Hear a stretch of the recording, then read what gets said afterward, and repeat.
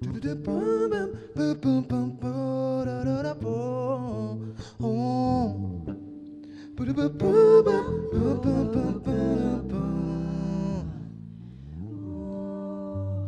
mahafoy anao intsony aho mandrapahafatiko, tsy amelako intsony anao elany andrasako.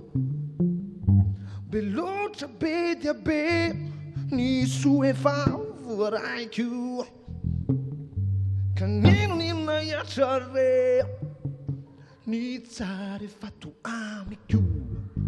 Ka tsy hitomany intsony aho ho faly ireo namako, maniry miandrandra mafy hoe ho azoko ilay lanito.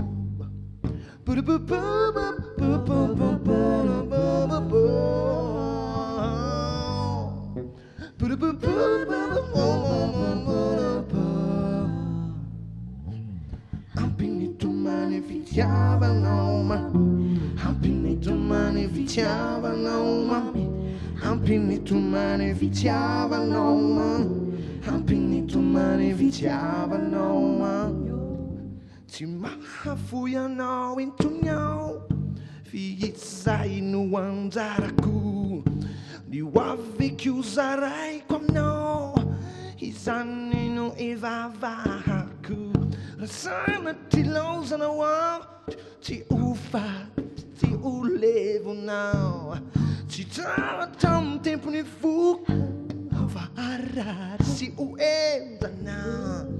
Ka tsy hitomany intsony aho fa itsoka fitiavana, hijanona ity ambany ity tsy hitazany intsony ilay ilanito.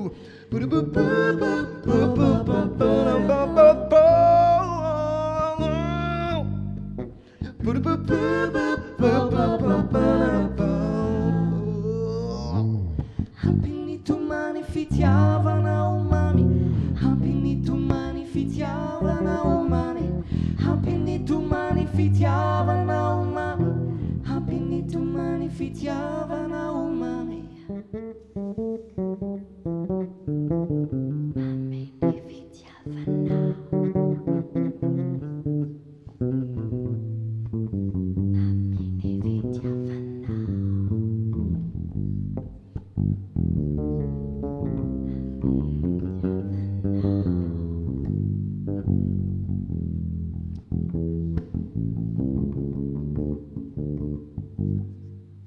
Ba